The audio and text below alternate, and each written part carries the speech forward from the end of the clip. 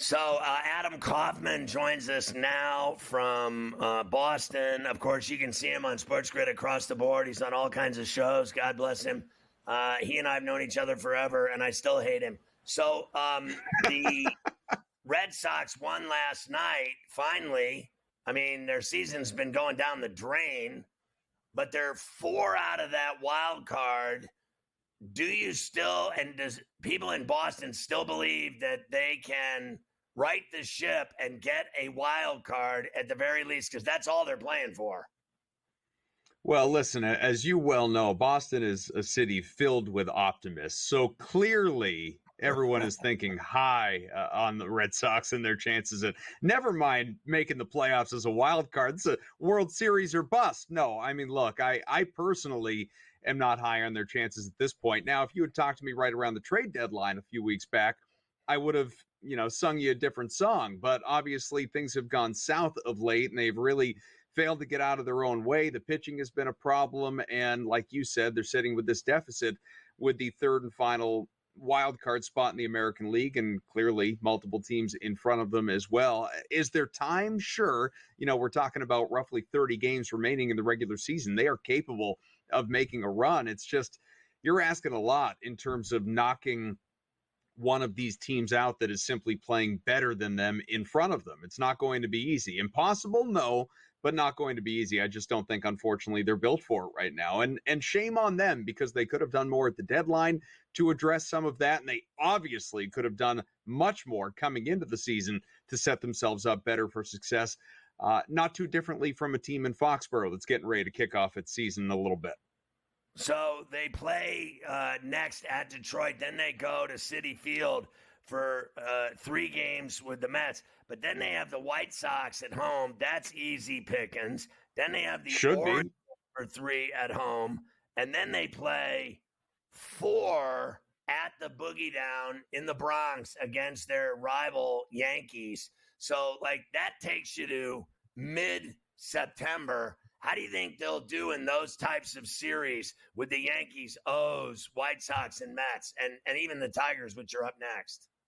Yeah, I just don't see how you can outline that and how someone can hear that and say, yeah, no, they're going to make up ground. They'll be in the playoff position by the time those series, mid-September rolls around. I just think it's a daunting road at this point in time. There's way too much inconsistency in this team. The bullpen continues to be a problem. Again, the starters are just a little kind of unreliable across the board, with very rare exception.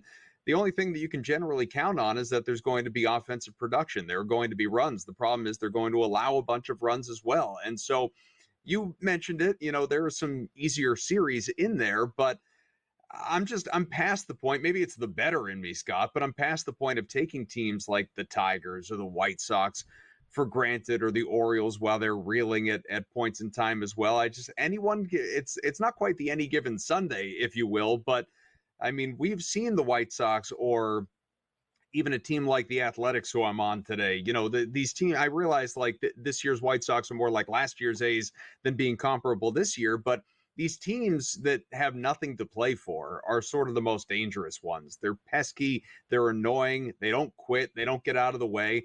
And there was just a little too much midseason cruise control out of the Red Sox for a team that really couldn't justify playing that way. So before we talk about the Patriots, I wanted to tell you, I haven't seen you since my birthday at the end of July, and I got I got 2 pairs of kicks for basketball. One was the new KDs, and I pulled out the old new KDs that I got last Christmas today because I left I played ball the other night, Monday night, and I left the soaking wet 400-pound watered down shirt that I wore in my bag on top of the jaws, and the sweat just permeated for 2 days, and the water dripped into my shoes for 2 days. And not only did they get soaking wet with sweat smell, but they actually reek. My jaws now, I'm convinced, are ruined with smell and reek. And so today I busted out my new KDs.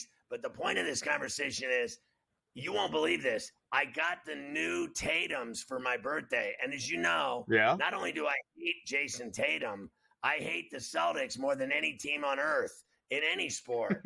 So they're the lavender ones, and I have to Yeah. say they're badass. They're beautiful, and I can't wait to play in them. But I will never admit to anyone that they're Tatums. So when I go to play, they'll always say, Man, like, it's Pharrell, got the JT on there. People have eyes; they can see it. no. It's got They'll it go, got it Pharrell, right those there are on the tongue. no. They're gonna go, Pharrell, those are badasses, and I'm gonna say, yeah, I don't know whose they are. I don't know whose You shoes they better are.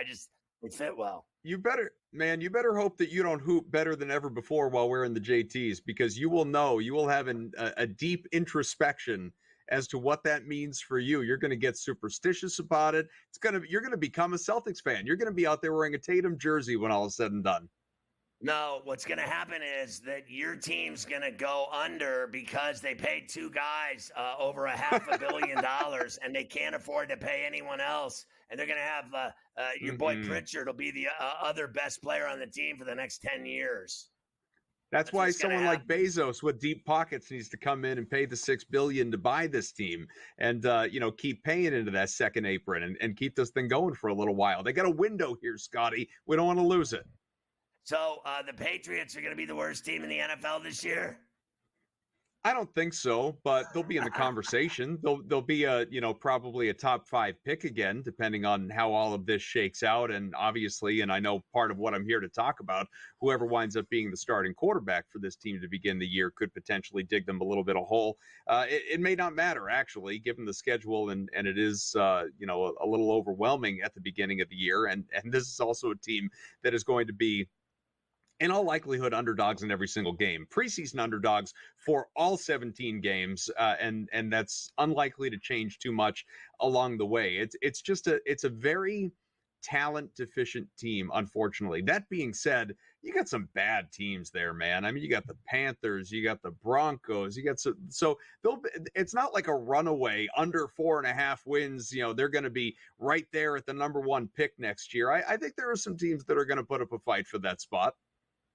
So did May outplay Brissett? Because I think Brissett sucks, and I always have. And I think the kid's better than him, flat out. So Drake May unequivocally outplayed Jacoby Brissett in the preseason games and in recent weeks during training camp. Gerard Mayo, the head coach, of course, we need to keep saying that with no Bill Belichick anymore. He's off doing his litany of media deals at this point in time. Mayo said just a couple hours ago that he has made a decision on who the starting quarterback is going to be, but he hasn't told the players yet, and therefore he's not telling the media yet. That's going to come tomorrow. So probably, less than 24 hours from right now, we're going to know whether it's Brissett or May under center for week 1 in Cincinnati. The thing is, I don't understand in what world it wouldn't be Jacoby Brissett. And that's not me sitting here saying it should be. It's just, this is what the Patriots have been preaching all the way along. This is what they have been laying out as the plan. They wanted to bring in the veteran bridge guy to groom the rookie and not put him out there before he is ready. And you can make the case that he's maybe a little bit more ready right now than they expected him to be as we sit here in late August. But that being said, the offensive line in front of whichever guy it is playing quarterback is an absolute disaster. You can't put May out there as it exists right now and risk getting the man literally killed. Unfortunately, your crash test dummy right now is Jacoby Brissett for at least the first month of the season, as far as I see it anyway. I don't know why Mayo is dragging his feet in this announcement, because the only thing that would be the least bit surprising, never mind shocking, would be if he says, yes, Drake May is the week 1 starter.